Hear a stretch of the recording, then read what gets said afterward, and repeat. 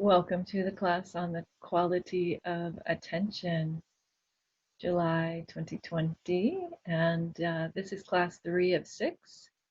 And our topic for today is attention to mind. Attention to mind. And I'll go ahead and start with a little bit of a recap of the Dhamma talk. So the first question, of course, was the big one, right? What is mind? What is mind? And as I mentioned, entire Buddhist traditions have been built around a response to that question of one sort or another. There have been many, and entire, Eastern and Western philosophies as well, non-Buddhist philosophies. So it's not something that I'm attempting to make concrete in this talk or in the class as a whole, even. I think that it's a very rich place for exploration. And so, nonetheless, it is something that can be known, and it has a function of knowing. It has a quality of knowing. And so we have some pointers in the form of various Pali words, like Chitta, and some of you might be more familiar with Shin, right, from the Japanese or the Chinese transliteration of that word. So Chitta usually is translated as heart, mind, or maybe one or the other of those two. Sort of trying to capture the sense of both the affective side of our experience, the emotional side of our experience, the subjective side, and maybe the more analytical or what we think of as being objective. Though I would say that that's also a good place to ask some questions, really, the objective versus subjective divide. Nonetheless, anyway, I don't want to get off on too much of a tangent. Mano, which is again just generally as mind, as a general term for mind, mano or mana, and vijnana. So vijnana is the one that we are most closely following in this particular sequence right now of the class, because it is the fifth of the 5 so-called aggregates or heaps, the khandas or the skandhas, vijnana, typically translated as consciousness. And so when we think about observing the mind, then I referred to this as a constructed duality.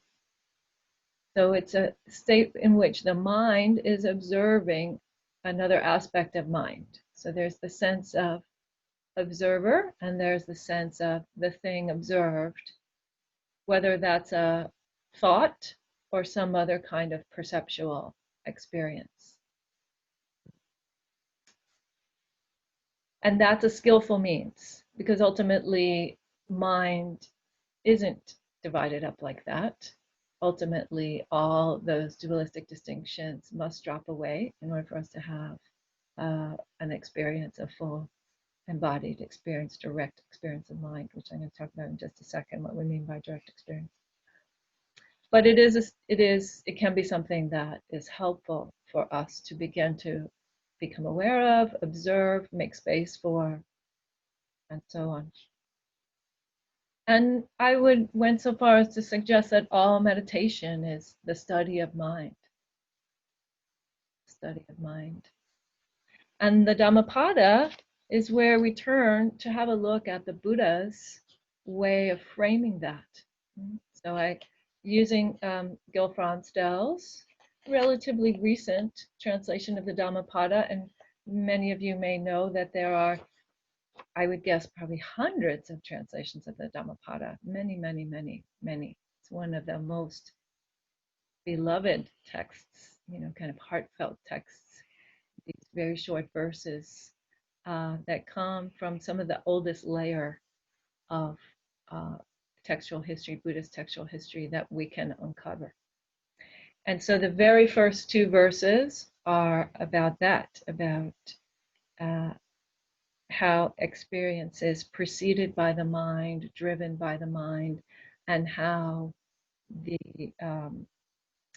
the so-called corrupted mind or the peaceful mind leads to either suffering or happiness, joy.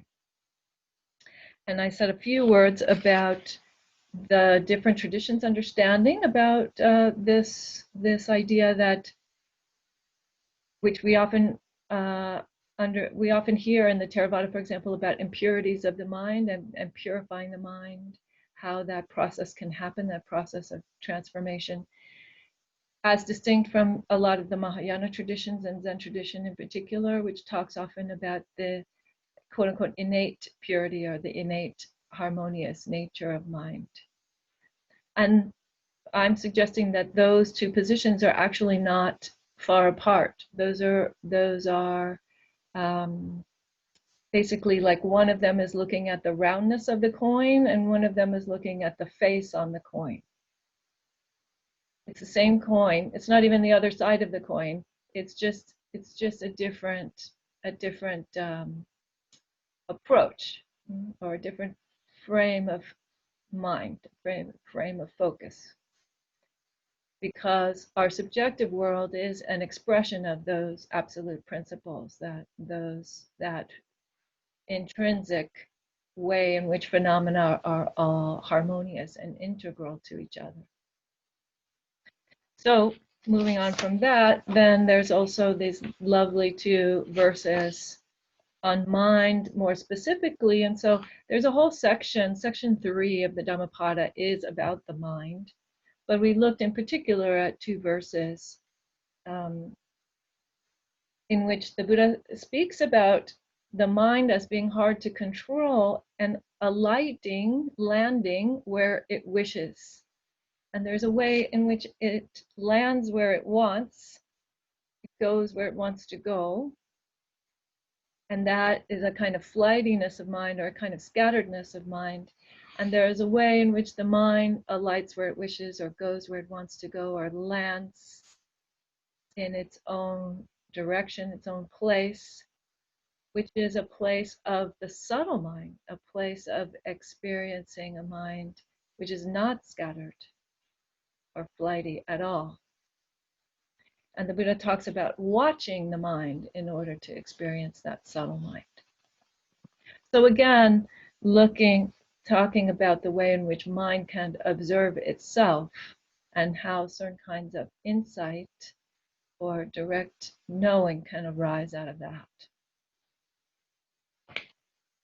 And then I spoke a little bit in more detail about the kinds of things that when mind is observing mind, what are the kinds of things you might see and how those fit into the categories of the khandha. So things like planning and volitional thinking as sankhara, as mental formations, labeling as sanya, as what we call perception, the gut feeling, we talked a lot about that, right? The tone of experience. It's the Vedana, and the sense of the body. Right? So some like the way that you know where you are in a darkened room, even if you can't see your parts of your body, you have a sense of where your body is and how it's moving or what it might look like. And then and that's rupa, that's known as form as the translation for that particular word. And then again, the organ or the function, which is the recipient of all that, is the mind, is vijnana, the consciousness, the underlying awareness. So when we started out class, I talked a little bit about the difference between awareness and attention, right? So this is the awareness side of that equation. And then Suzuki Roshi's lovely quote about the outer world is limitless and the inner world is limitless. How is it that we approach our experience of a mind which might feel very constrained and not so limitless? And the Buddha again, pointing at the key, how important this teaching of the khandhas is, by saying that without directly knowing and fully understanding these 5 aspects of human experience, the body and 4 aspects of mind, we cannot be liberated, we cannot be free.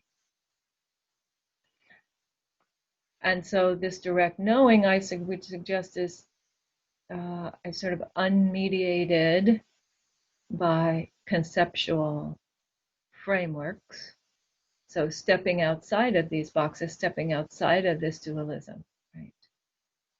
Where those things collapse or those things fall away, is a direct experience where we don't have in particular, a sense of a separate self to which things happen. And I told a little story about the kettle, my friend, and the kettle. But when we do see mind directly and we do see the 5 khandhas directly, then we can experience what are called the 3 fundamental characteristics of all things, as the Buddha described them. So impermanence, and we experience that they are unsatisfactory. So they're fleeting, they're unsatisfactory, fundamentally unsatisfactory. They can be momentarily satisfactory. The Buddha didn't deny that part. But fundamentally, in terms of actual liberation or long-term happiness. And they are not a self. They function as they function. They don't need a driver, us to be driving them. And when we make peace with that, then we are not suffering so much. We encounter the vastness of mind when we begin to make peace with, become intimate with, become actually one with those characteristics. Understand that we already always were one with those characteristics. So it's a vast mind that I left you with, I hope. And on that note, we can open it up to comments and questions, or maybe some discussion of your experience. Yeah, Susan, first hand up. Can you unmute yourself? So I had a question that came up when I was listening to the part of your teaching where you were reflecting on the Dhammapada and chapter 3, and the section about, I don't have it in front of me right now, but you were talking about guarding the sense doors of the mind, you know, not like you said, not watching violent movies, or perhaps not choosing not to take in too much media if it's causing a disturbance. And then I thought about the conversation that we had last week about spiritual bypass. And I am always wondering for myself, when is choosing to keep myself from ingesting media a skillful habit of mind, and when is it spiritual bypass? I don't know if that makes any sense. Okay, it's a good question. I think, you know, the first response that comes to mind for me is spiritual bypassing is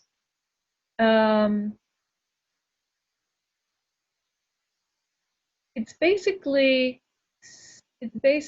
a form of denial, is a form of turning away from our own attachment to unskillful habits. So watching too much media and saying, even though it disturbs the heck out of me and it makes me really get into, you know, fist fights with my neighbors, I'm going to do it anyway. That would be because I'm a good bodhisattva and I need to know what's happening in the world. That would be a form of spiritual bypassing, right? Because what it's doing is it's kind of glossing over the inner transformation that needs to happen to be more skillful with that information. So you see what I'm saying? Because you're saying, oh, no, it's really okay that I get into fistfights with my neighbors over this stuff. Rather than saying, oh, actually, that should be a sign or that I need to do some more work on many things, right? On my how am I working with anger? How am I working with my sense of righteousness, or the things that are sort of driving that? And am I really able to take it in to that extent, or should I be dialing it back to what I can really handle? Because I'm obviously not able to handle what I'm doing there.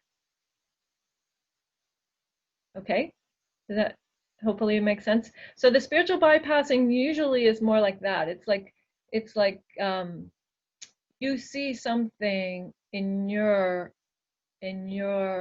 tendencies of your heart and your mind, which is, we could say, less than ideal, or which is actually outright harmful. But then you use your Buddhist concepts to, gloss over it or try to make it okay that continues. So, which is very different from guarding the sense gates. So guarding the sense gates is more of like a recognition, like, okay, I see that when I watch CNN for 4 hours a day, then my feeling is I want to get into fistfights with my neighbors, and therefore I'm going to recognize that in myself and say, I'm going to stop watching CNN for 4 hours a day, because that's not a healthy thing for me to be feeling. Even if I didn't act on it, it's still not a healthy thing for me to be feeling, right? So I need to work on that part of it. And maybe at some point, and maybe not. I mean, I don't even know that it's an appropriate goal necessarily. I'm thinking about it, but maybe at some point you become equanimous enough that you could watch CNN for 4 hours without getting triggered, But you don't say that that's where you are if that's not really where you are. Thank you. That's flipped it on its head for me. Thank you. Yes, Michaela. Yeah, this is actually a comment, and then I have one question. Mm-hmm. And regarding senses and this discussion, it reminded me of. It's been a while, but I used to hang out with a group that went to a cinema from while to while, and most of the group preferred to go for a comedy or fantasy movie or something like that. But there was one friend who loved horror movies, and we never went with her to watch a horror movie. But one day she was always complaining about it, that you never go to see a horror movie with me, and I always have to go alone. So it's okay, I can go once to see a horror movie. And it was the worst decision of my life. So at first I thought there were really very like violent and morbid scenes, very disturbing for me. Mm-hmm. And I have no idea that I'm so sensitive. I found out in the cinema, unfortunately. And at first I thought that what's the problem? It's just a movie, you can watch it. But for the last 10-15 minutes, I ended up like this, literally guarding my senses because it was horrible. So yeah, it just reminded me this little story. Yeah, it has its effects on mind, this kind of content. So yeah. And my question, it was related rather to I'm sometimes confused what belongs to perception category, and in the talk there was a mention about labeling things, about identification, what is what, but I'm not sure whether labeling is actually whether the labeling itself would be rather matter of formation that we need some intention for, and by perception we just mean that we know that glass is glass and how to use it, or that I need to tell myself that it's a glass.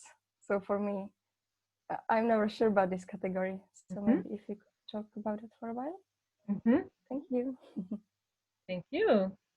Yeah, I know, until you asked that question, it didn't occur to me that there are two different ways in early Buddhism that we use this term labeling. So there is this kind of labeling, which is sanya or perception, which is not very intentional or premeditated at all. It's very, very sort of spontaneous. It often happens in your mother language, or as I said, or sort of whatever language you happen to be very, very immersed in, not necessarily the language that you're living in, for example. And and um, and it's closely related to memory. And it happens very, very quickly, right? So the classical example of the unreliability of sanya, of perception, is a story about a person who's walking on a trail in the forest, right? And they are walking along the trail and they look ahead a little bit and they see a curvy, black, round thing on the ground. And they think, snake, oof. And this person is afraid of snakes and they have a big reaction. Oh, they jump back. Oh my gosh, there's a snake on the trail. And now what am I going to do? Am I going to be able to walk by the snake, or what kind of snake is it?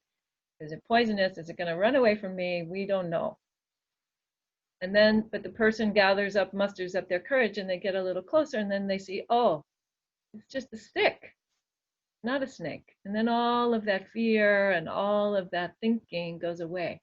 But the perception was very fast, right? The sanya was, you look ahead and you see this thing, and the word that came to mind, the label that came to mind was snake. You know what I'm saying? And it wasn't until you got closer and then you changed the label. Oh, then that person got closer and they changed the label because they saw, oh, it's not snake, it's this other thing. So that's another perception. Versus, so labeling things, or sometimes categorizing them. So if we don't have a word for it, if you see something that you've never seen before, like maybe a color that you've never seen before, or some kind of a tool, an object that you don't have a word for, then typically you relate it to like such and such. You see a flower you've never seen before and you think, oh, that one looks like a sunflower. It's not a sunflower, I can tell, but it looks kind of like a sunflower. So we do this kind of also labeling, which isn't precise necessarily, but it's sort of holistic.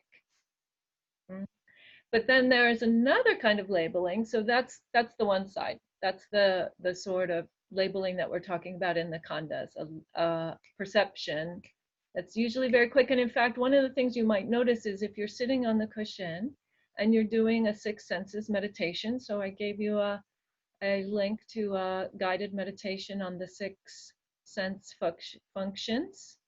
I think it was last week or the week before, last week. You can, if you're sitting on your cushion and you hear a sound, unless you are very deep in your meditation, unless your mind has slowed down a lot, you will very much automatically think of a word that goes with that sound. Bird or plane or car or cough, or, very quickly. So the other kind is, so that's one kind. The other kind is, sorry for the long answer, is a much more intentional. So, but to your question, to your point, I believe, is a much more intentional form of labeling. So there is a kind of labeling that can be done in meditation where you see different kinds of thought arise and you label them. And so you would say, for example, you have a thought,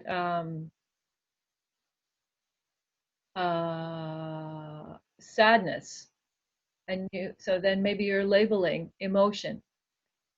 So anytime you feel an emotion in your sitting, you're going to say that word to yourself, emotion. And then maybe 5 or 10 minutes later, you're thinking about something different and you feel happy, and you say again, emotion. And so it would be just a form of beginning to see thoughts as that, as objects, you know, just be able to look at a thought as being a particular kind of object. Oh, this is an emotion and it's that kind of an object. And this other thought that I was having about, you know, math, some kind of math that I need to do, is not that. It's a different kind of thought. So it's a way of becoming more cool about our thoughts. You know what I'm saying? So that's a very intentional kind of labeling, but that's additional, right? So you're adding something into the stream of the consciousness, versus the perception is something that's arising within the stream pretty naturally.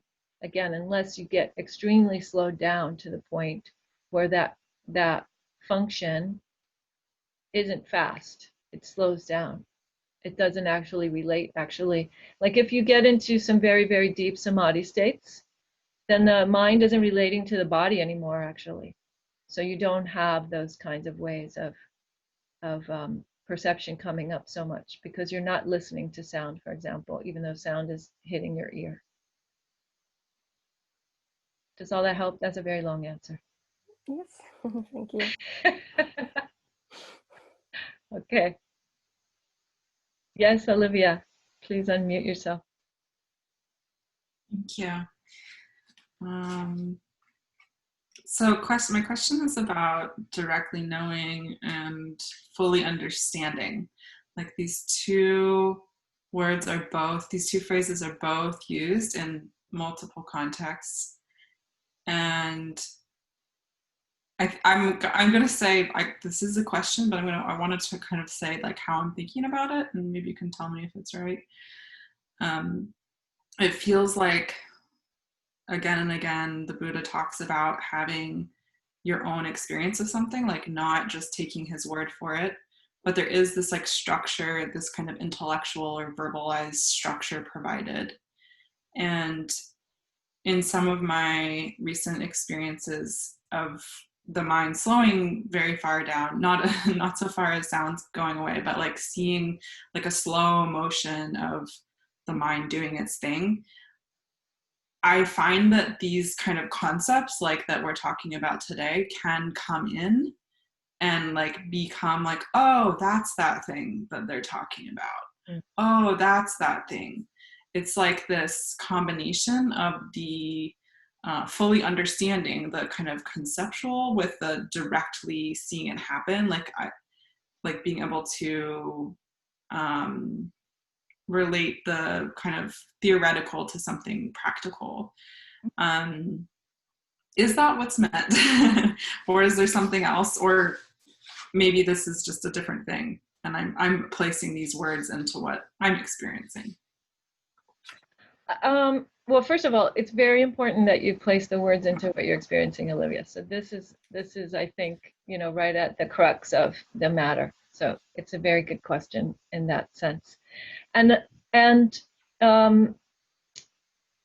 you know, again, different traditions have looked at this in different ways. I would say, starting with the early Buddhists. So the reason why you had two links for the suttas was one was saying, this the Buddha saying, fully understanding, and the other one was the Buddha saying, directly knowing, right? So he clearly is making a distinction there between those two things. And the one place in which we see this very, very clearly laid out, what the Buddhist concept of the difference between those two things is in a sutta in which he talks about the difference between a quote-unquote trainee or someone who is on the path versus a person who had completed the path or who had realized the path. And according to the Buddha, the fully understanding is still a point of process on the path. So that is a person in training, the fully understanding. So fully understanding takes different forms within us. It can be like that. It can be like being able to, rattle off the framework and have, quote the suttas and things like that. It can be, I would say, a little bit more profound than that in terms of being able to relate it to experiences that you've had, either on the cushion or off the cushion. And all of that's important, and that's still within the realm of fully understanding. And the key distinction here, then the Buddha says, the direct knowing is kayena pusitva. I think I used this term before in one of the other lectures. The Pali term is kayena pusitva. So it means with the body. Kayena means with the body or by means of the body. And pusitva means having touched it. So having touched it with the body is the literal translation, the way that I understand that phrase, sort of more figuratively, so we can relate to it, is a visceral experience, right? So in that, what I think that is there is a dropping away of the sense of there's me observing some other phenomena.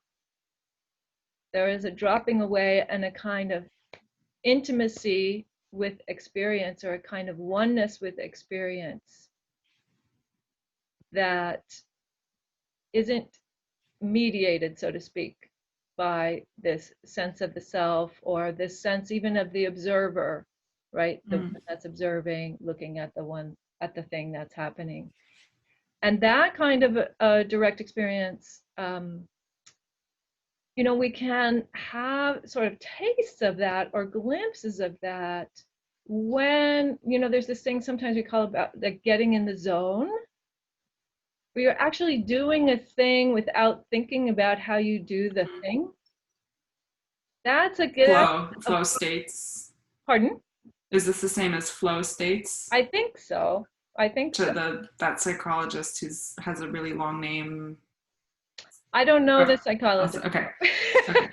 I think it's the same thing, but okay. It doesn't matter. His name is Csikszentmihalyi. Okay. Let's maybe share that in the forum, Olivia, and we'll have a look at whether it means flow state or not. But that's an approximation or a kind of taste of, right, where we're kind of getting out of our own way, just to put it in very rough, simple terms, right? We get out of our own way and see the six senses functioning without our own intervention, without any intervention. My master used to say, there is not even an opportunity, a hair's breadth opportunity for the ego to intervene in the function of the senses, in the function of the mind. So would also like a very strong metta experience, like just a very powerful like heart experience where that just overwhelms everything. Like, would that be also considered part of this direct knowing, or an example of that? I think it's definitely one of the times when we can actually experience that, yes. Because the Buddha, and this is why the Buddha uses these four epithets about the Brahma Viharas, the four boundless states, right? So metta, loving kindness, karuna, compassion, mudita, meaning sort of empathetic joy, right? Having joy at other people's joy, and upekkha, or equanimity or equipoise. And the Buddha refers to those states as boundless. Boundless. And when you have that experience of boundlessness of metta, it is that, right? You're out of your own way. There isn't Olivia doing metta. It's not like that at all, right? Great. Thank you. You're welcome. Thank you. So it's just being metta. It's Olivia being metta, but not even Olivia, right? Just being metta. Just that thing. Yeah. Beautiful. Chris, please unmute yourself. Thank you. And thank you for both the talks this week, both the required and the optional.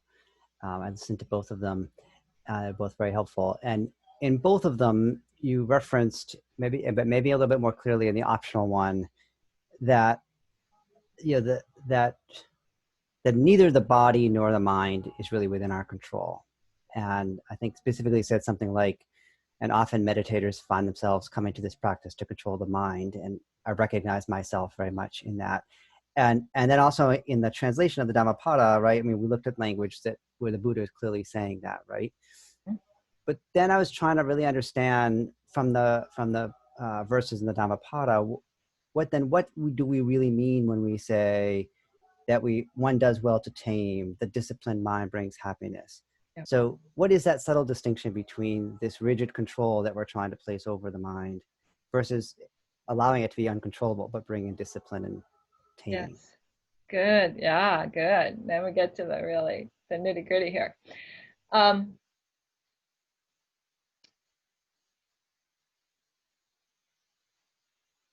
So training or taming the tendencies that we have acquired in our lifetime, in this particular lifetime at least, to the point at which we are willing to engage with the actual nature of the mind is key, right? Because up until that point, what's happening is, people used to laugh when I use this in New York, maybe you all will also laugh, is you're just like swimming in your own fishbowl up here, right? Because there is this idea of constantly driving the bus. And you're driving the bus off the cliff most of the time, right? Because you are creating a resistance to the natural, the state of the process nature of the mind.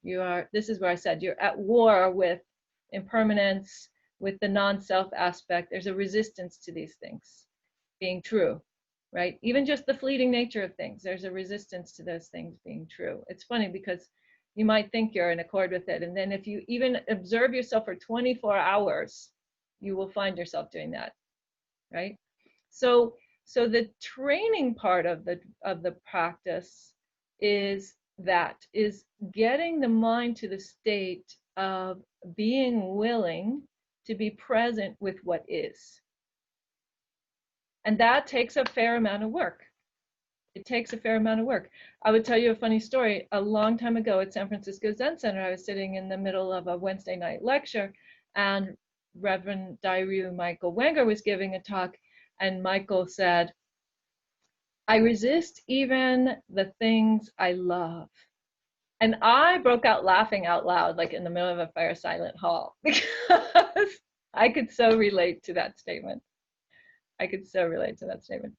So this is the early part of the training, or not even early part in terms of like you do that for your first year and then you're done with it. More like every time we sit down, we are encouraging that to happen again and again and again.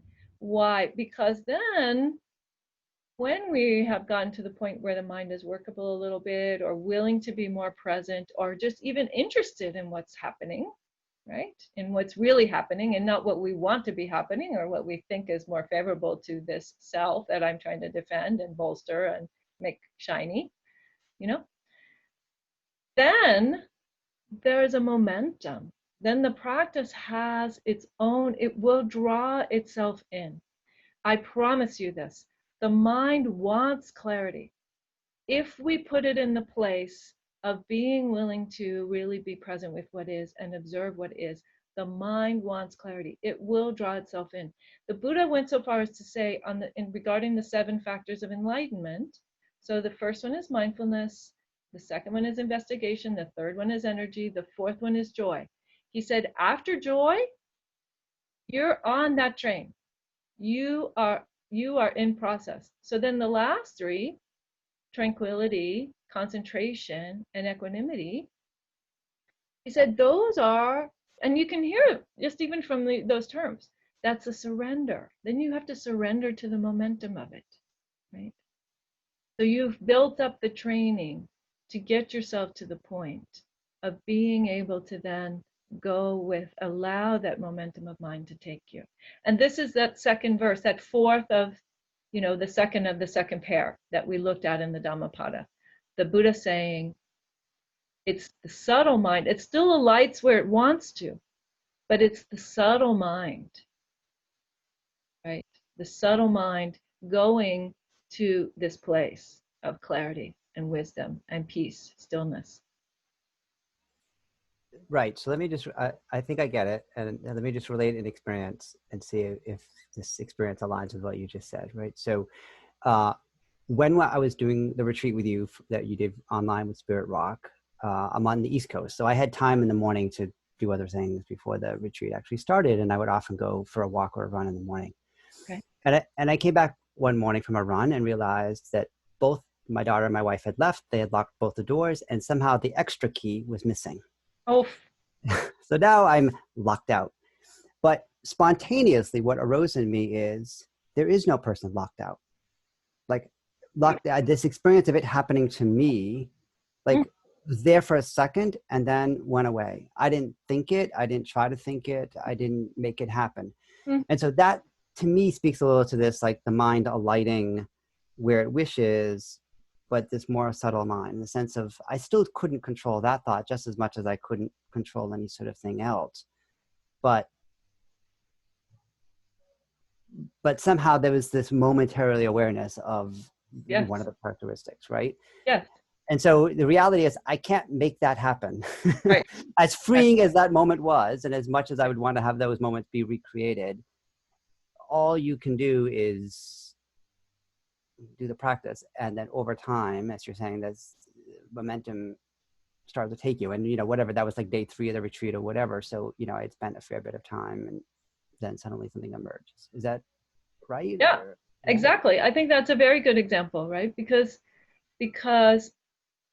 that insight is correct. They weren't, I mean, it doesn't sound like they were intending to lock you out of the house, right? So it's not a thing that's happening to you particularly. It just happens that that's the set of causes and conditions that arose, and the spare key is gone, and there you go. So, but you would not have had that moment of clarity about that had you not already put the ingredients in the stew, right? So this is why also we hear many times in all sorts of different texts and suttas and teachings and talks, we hear about these moments of great leaps or great depths of insight, you know, and yet there are, you know, so all the tiny steps that led up to that, the conditions have to be put in place. And that's part of what we're doing too, is we are just putting the conditions in and putting the conditions in and putting the conditions in and not knowing when that moment's going to come. You know, and that's one of the hardest parts of practice, is that we don't know when that moment of, that's called a fruit in the Theravada tradition. We call that a fruit of the practice. You don't know when the fruit's going to drop off the tree, you know? But if you didn't plant the tree and water the tree in the first place, you can be guaranteed that the fruit's not coming anytime soon. So I think that's a good example, Chris. All right, great. Thank you. Thank you. Yes, Lydia, please unmute yourself.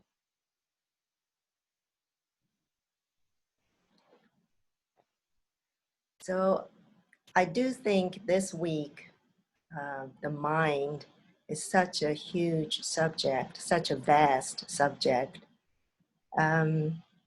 So what I try to practice for myself is that I just observe it. I observe my mind. My mind is just so, it's kind of complicated because all the years of conditioning and the society, the family, the school, just layer on top of me. Yes. So I thought, okay, and on top of that, I have this critical voice inside me. Mm-hmm. Oh, Lydia, you should do this. Oh, you should do that. Oh, what's wrong with you?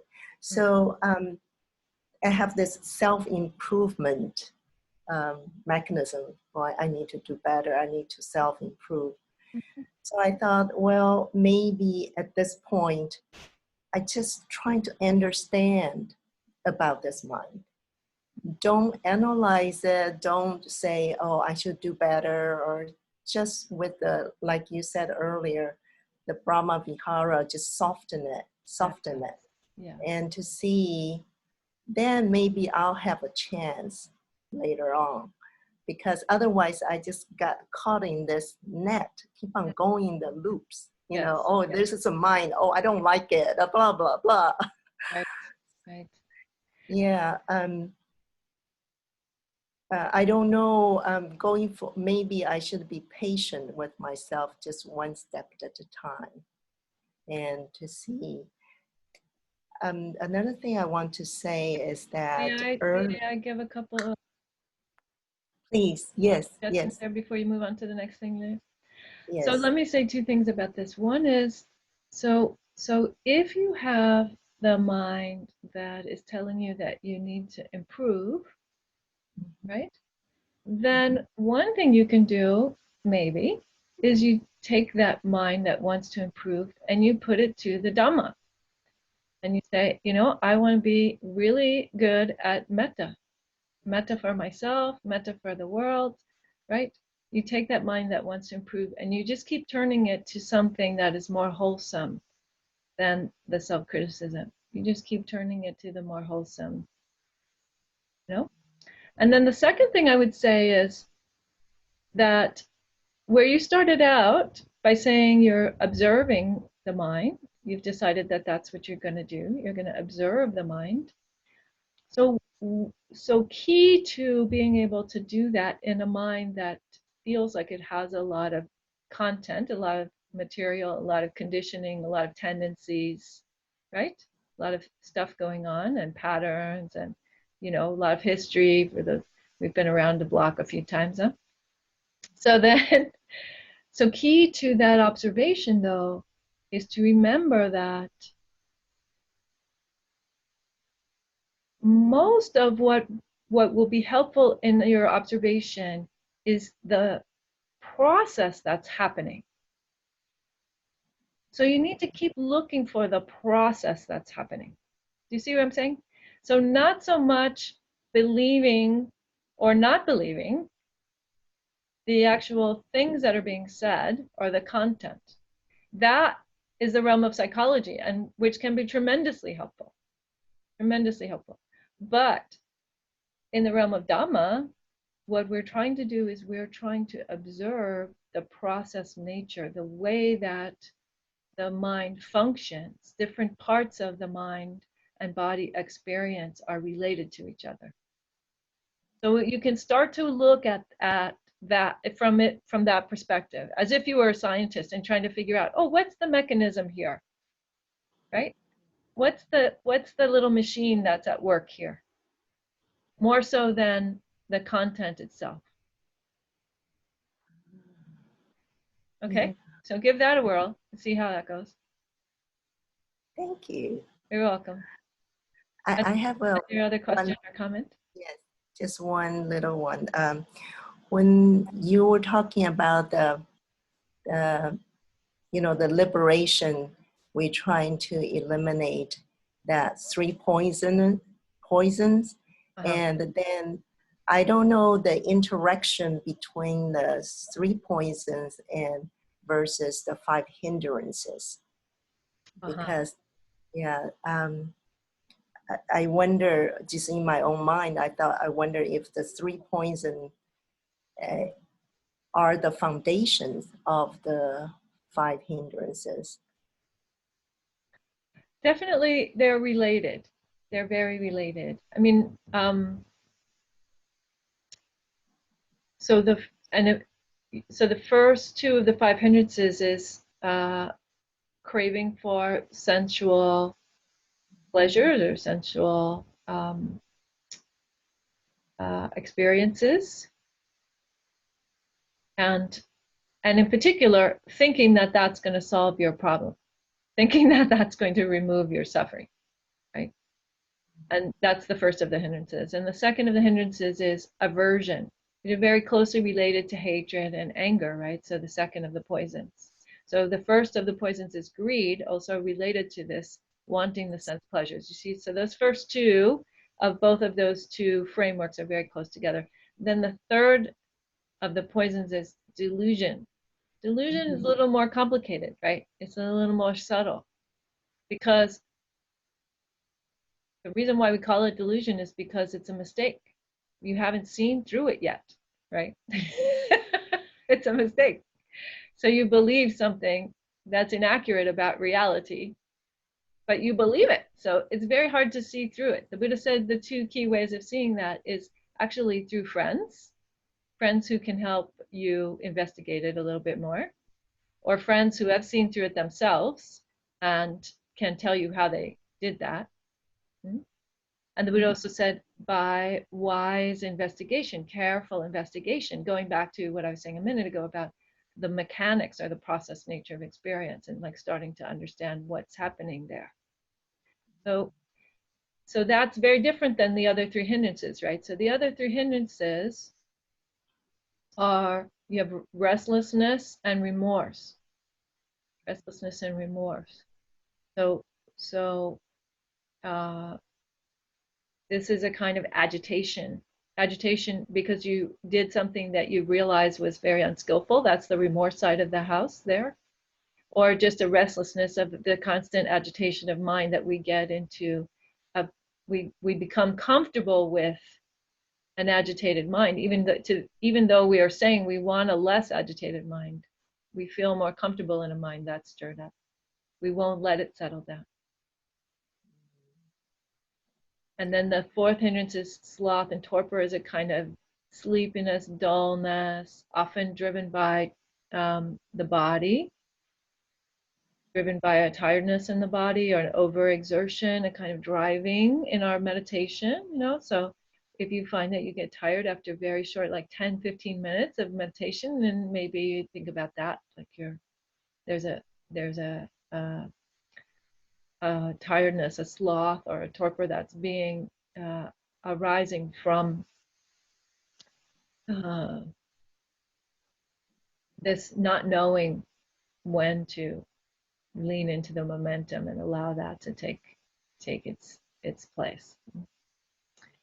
And then the final one is doubt, and not a kind of doubt like investigation, like, oh, I'm curious because maybe I don't know what reality is really like and I'm going to study that, but a kind of doubt of like never landing anywhere.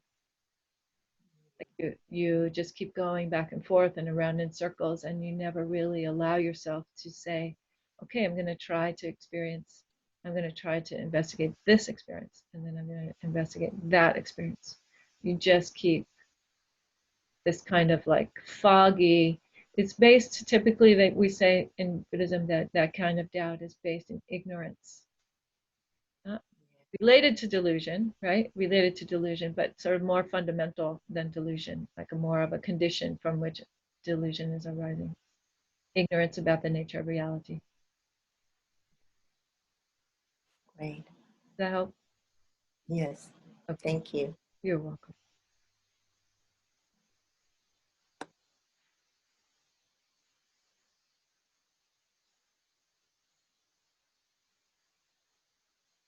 Okay, we still have a few more minutes for questions or comments.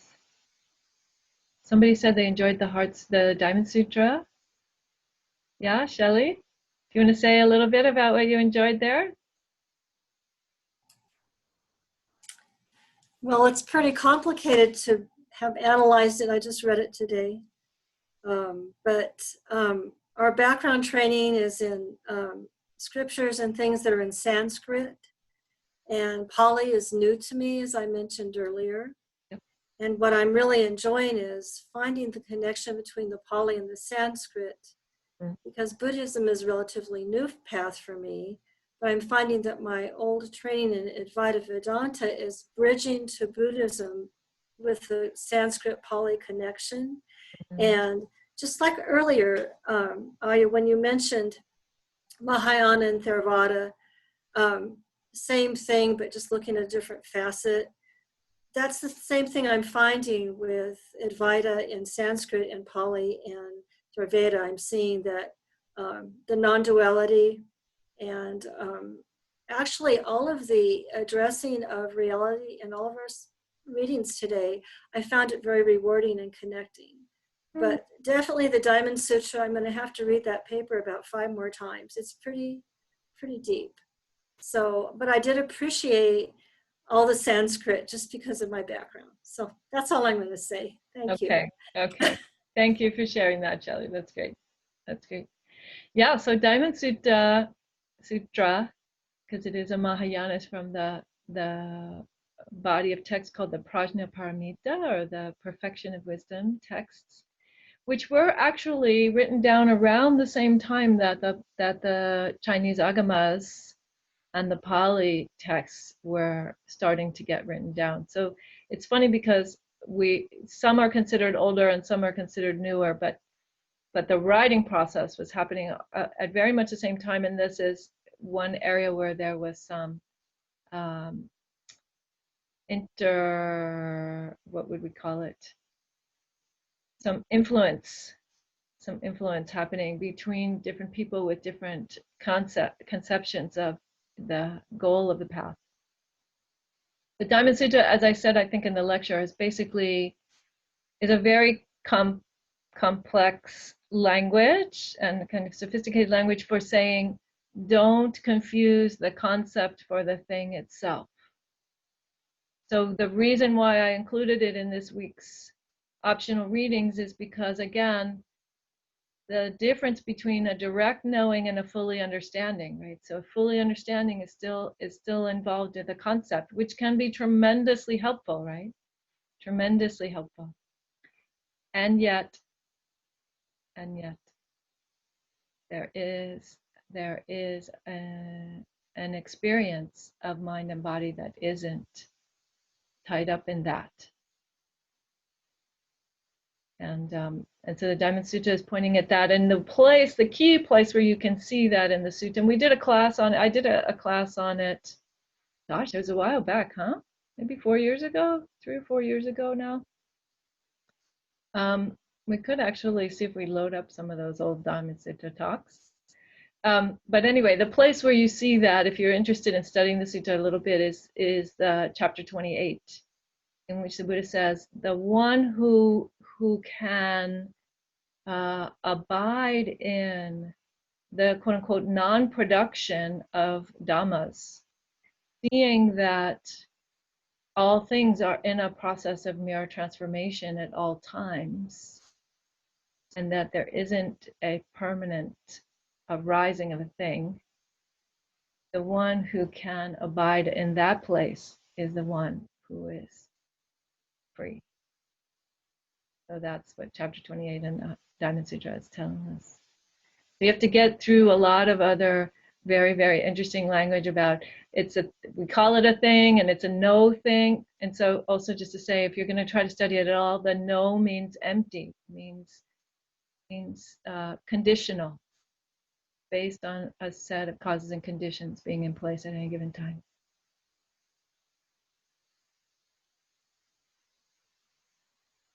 Yes, Michaela.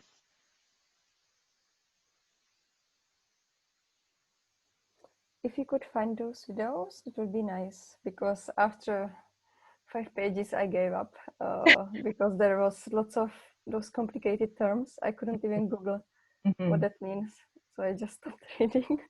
Okay. So yeah, nice. I definitely have the talk somewhere. I think we did it in 8 weeks, right?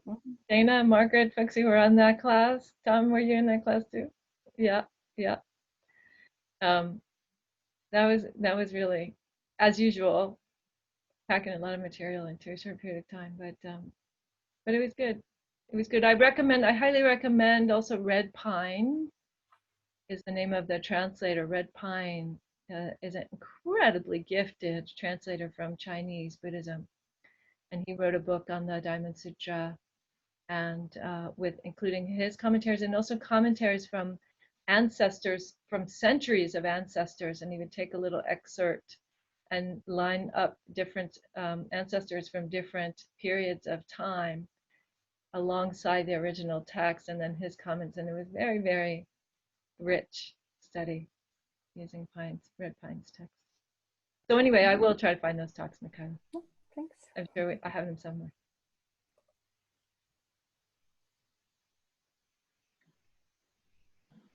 Yes, Lydia. I saw you, you had the material, you taught the Heart Sutra also sometime last year. Yes. And it's very interesting trying to put this side by side, because for Heart Sutra, it's a lot of, how do you say, negate. Like they talk about the four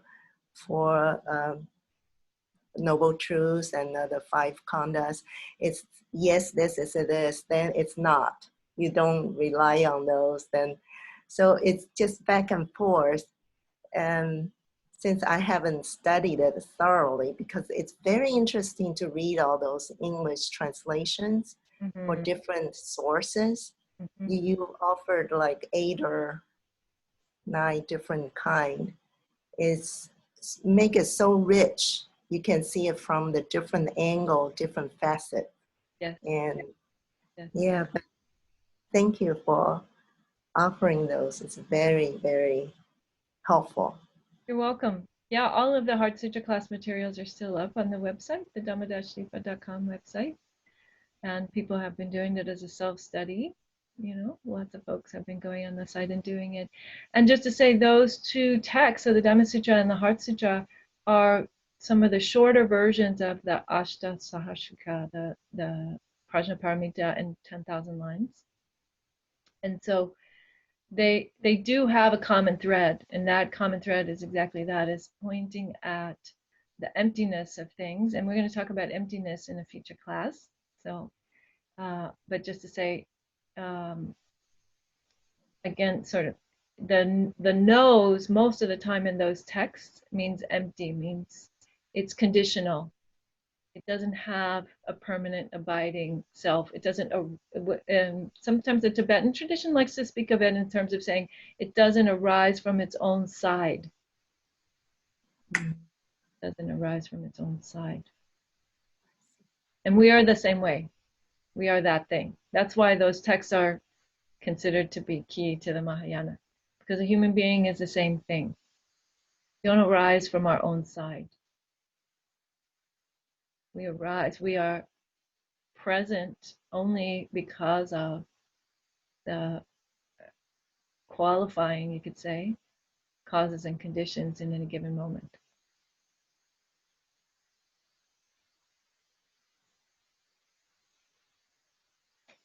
Yeah. Yeah. But I think we're a little off the topic here. So attention, and that's okay. It's good that we get off topic sometimes. I like it when we kind of stray far and wide. But just to also say, in terms of attention to mind, many of you may have noticed, some of you may have noticed, if you are more leaning to the early Buddhist studies, that this is not the same thing as mindfulness of mind. So what the Buddha spoke about in the 4 foundations of mindfulness was mindfulness of mind, and that is more is more like looking at the attributes of mind. Like, is it vast or does it feel constrained? Or is there a lot of grasping and greed and craving going on? Or is it free of that? Or is it liberated? Or is it not quite liberated yet? And then, to be sure, well, yeah, there are different ways of viewing it, I would say. In any event, there's what we understand as temporary liberation of the mind. So states in which you can be, for some period of time, free of greed, hatred, and delusion, at least enough to have a taste of that. What is that kind of clarity, that kind of non-grasping, that kind of non-resistance taste like?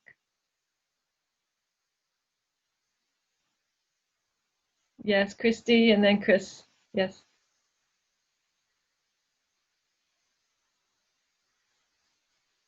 So just to clarify what you just said, or to help me clarify, you're saying that mindfulness of mind is looking more at the attitude of mind in a present moment, or what flavor the mind has, versus what you were speaking about was more the processes, kind of the universal, just the workings of the mind. Mm-hmm. Is that correct? Mm-hmm. Yes. Yes. Okay. So when we're talking about attention to mind, it's looking at exactly that, the sort of components, right? So looking at which is the part of the mind that's observing, that's one flavor of the mind, so to speak. And then what's this other part that's being known, these thoughts? How are they related? Is there a space in there at all or not? Or, right? This kind of more mechanical way of looking at it. And the mindfulness of mind is I think, as you were saying, like the overall color of the mind, right? Mm-hmm. Does it feel vast or does it feel constrained, or like that? Is it scattered or not scattered? For example, that's another example that the Buddha calls up in the mindfulness of mind: scattered mind or more focused mind. So this is not looking at how it got to be scattered or what's the part of mind that knows that it's scattered, right? It's just saying, oh, the mind has this attribute of being more scattered in this moment. Okay. Okay. Yeah. I think Chris is next, and then Olivia. Right. Thank you. Yeah, I also had a follow up from what you just said as well. It sparked a thought in my mind. And this relates to Bhikkhu Analayo's 16 steps guided meditation on the 16 steps of mindfulness of breathing. Yep. And in the second tetra, right, there's the component where you're focusing mindful of the thoughts, which I've related this as a result of doing this course to the 5 khandhas. And then in the third tetra, this awareness of mind, right? And so are the 2 concepts you just explained here related to how he uses them in that meditation, or is he using them yet differently again? No, I think the reason why I shared that particular group of meditations was that, roughly speaking, what I'm talking about, what we're talking about this week as attention to mind, is more like that second tetrad, right?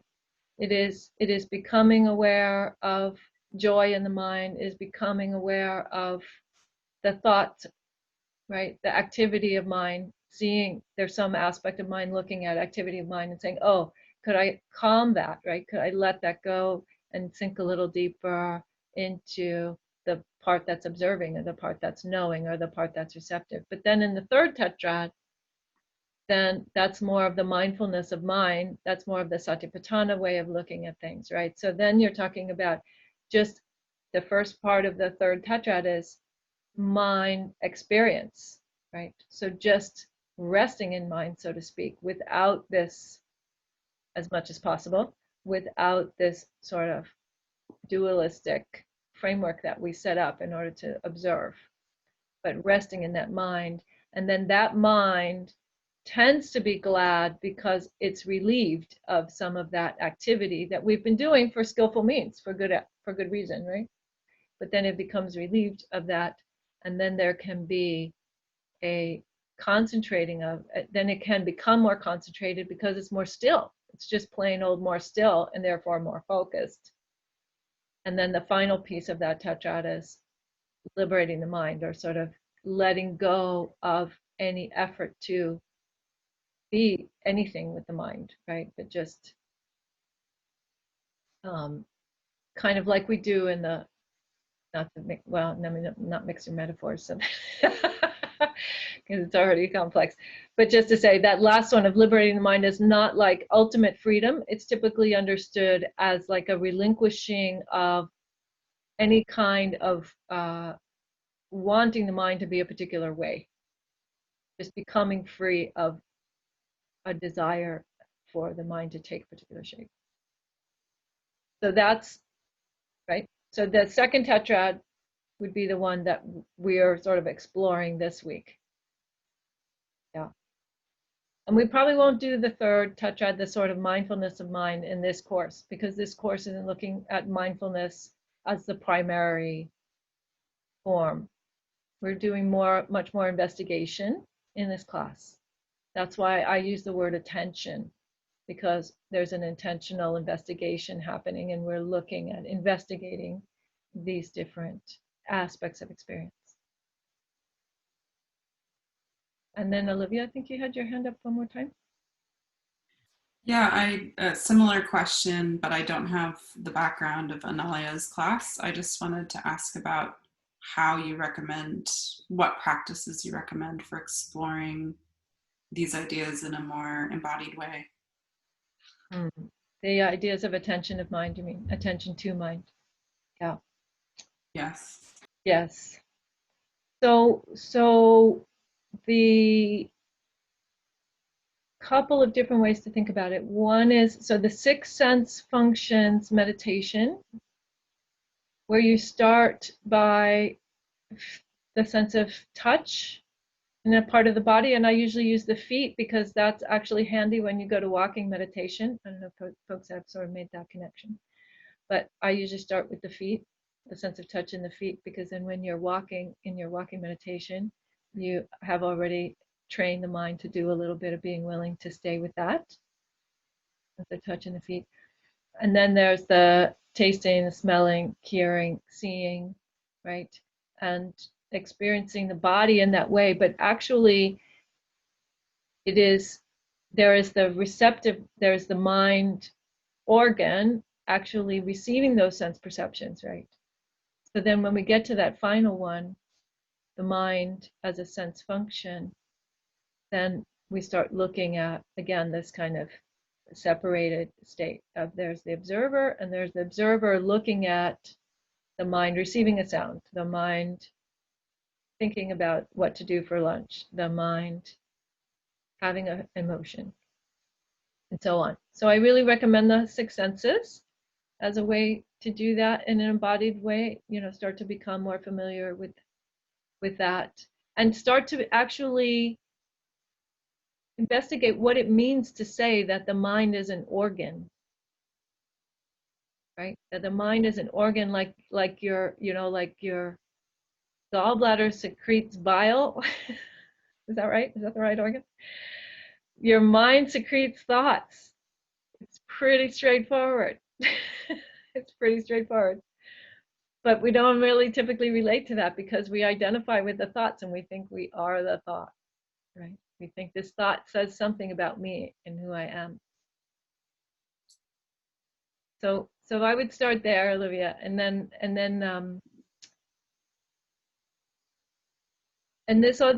back to that first question about how do we turn attention around, right? What is it to say, I'm paying attention to this aspect of my experience. I'm now paying attention to that aspect of my experience. I'm now paying attention to that aspect of my experience. That intentionality, right, is a particular function of mind as well. And it's a very important tool in the practice, because that is the part, right? That is the investigative part. That is the part that we actually can then turn toward the mechanism of experience, the process nature of experience.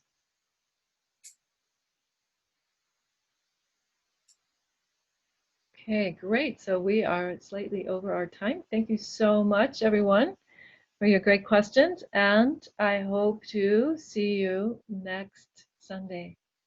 So please all be well and safe and keep up that practice. See you soon. Bye-bye.